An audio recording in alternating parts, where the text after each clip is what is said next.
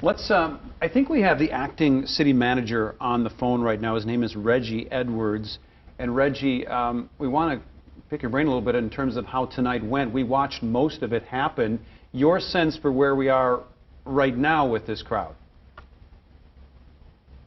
I understand, and I'm watching. I'm not there on the scene. I see that it is dwindling. The crowd has been dispersed, so hopefully we can get through this without any injuries or anyone being harmed, and people can be treated with dignity and respect, and so we get through the night again without injury or harm. So I don't see that, and so I think it's going about as well as the protest could go. We have State Patrol there, we have the National Guard, and also the Sheriff's Office and other mutual aid agencies. Sure. I'm sure you've had some contact in the last couple of hours. Have you been able to talk to anybody about how they feel things are going right now on the street in the middle of this? As far as protesters are concerned, or as far as law enforcement right now?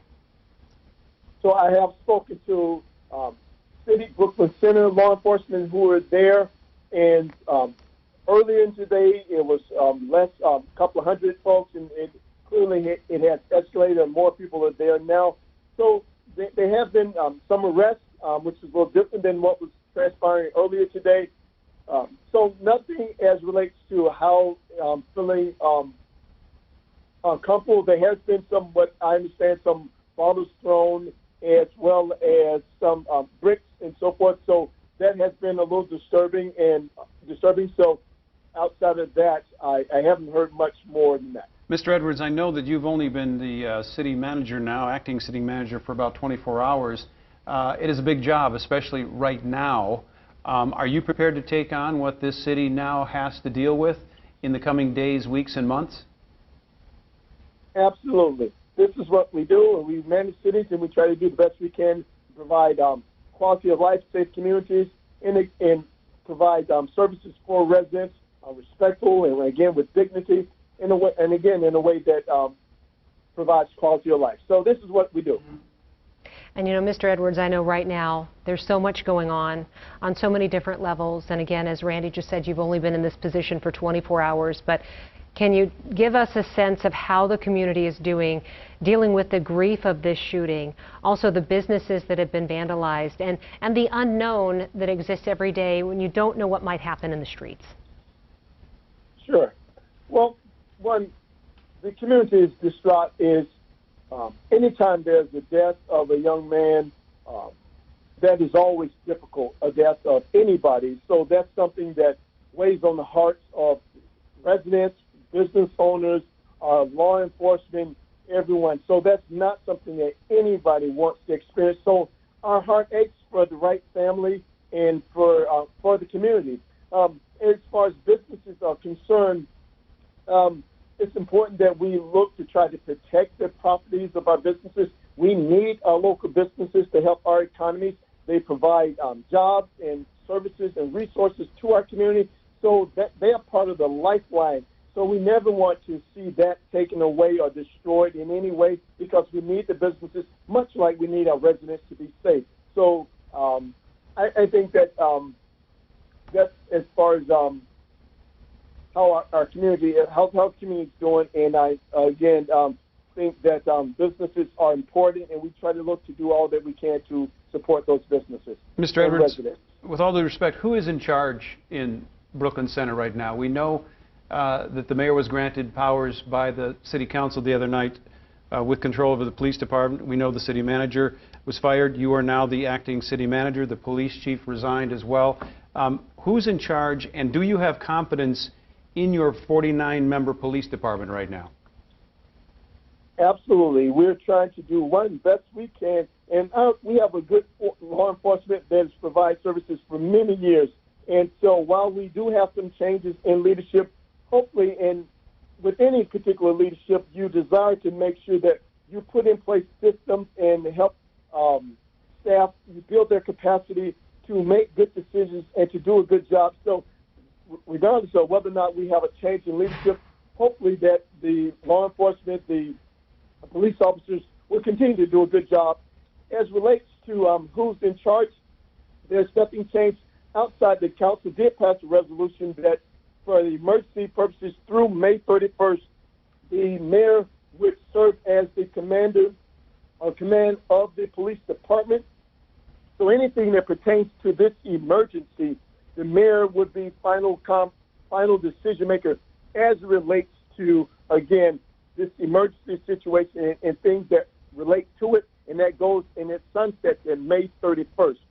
The operations of the police department and all other matters unrelated to this particular emergency falls on the shoulders of the acting city manager, which is myself, and that has been, as the city has always done, as a council manager form of government. So the police chief does serve as the chief operating officer within the department, but he answers and is supervised by the city manager, which is myself. All other aspects, again, as I mentioned, for the department, rest on my shoulders, and as far as daily operations, I rely on the police chief to implement and execute all policy matters that are passed forward by the council. So nothing has fundamentally changed outside of how the commander, how we make decisions for this particular emergency situation. Again, that sunset on May 31st. And Mr. Edwards, tell us about the difficult balance you're trying to strike right now, giving people time and space to have peaceful demonstrations while also trying to protect property and life and keep people safe. Explain the decision today to have the curfew at 10 o'clock rather than earlier. So part of the curfew was working with other communities, whether or not the Minneapolis-St. Paul, Brooklyn Park, and others, and trying to have some sense of uniformity, because residents and people travel from community to community, and we try to provide some sense of continuity for people to be able to travel, people that are not confused and understanding what is the curfew, what time is the curfew, what is not. And so we try to provide a quality of service as it relates to curfew from city to city. So that was a matter of coordination. The latter part, we did want to find that the curfews were effective in helping prevent maybe some vandalism or looting and things of that nature that may occur. So it has been helpful from our perspective, at least in law enforcement and other communities thus far. So we did want to deploy that particular tactic of using curfew. But again, the time was based upon trying to coordinate with other jurisdictions.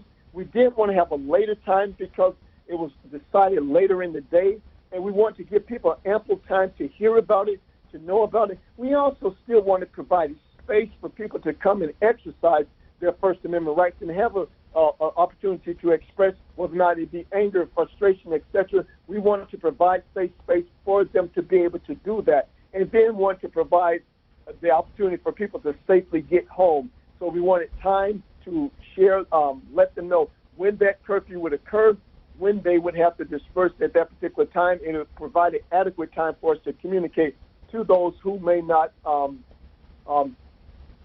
be watching the news or looking at other media venues. So we get so the latter time period provided us with that opportunity. Mr. Edwards, on the subject of safety, and clearly that's been high in the minds of you and other city leaders today. As of yesterday or last night, the Brooklyn Center Police Department has a different mandate. There are things they cannot do in law enforcement that they could have 2 days ago with regard to crowd control and crowds that may get out of hand. Were Brooklyn Center police officers present tonight, and are they able to conduct their duties in a manner that can be helpful when things get out of hand?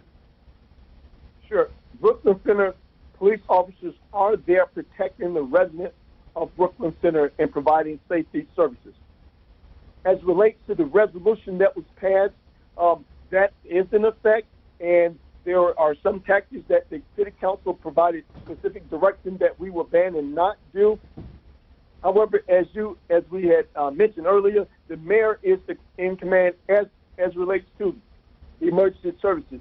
So clearly, if there's something where officers are at risk, then they would, and there's some criminal act or something happening again where they are again at a safety risk, then they would be able to take action, the appropriate action, to ensure that they are safe.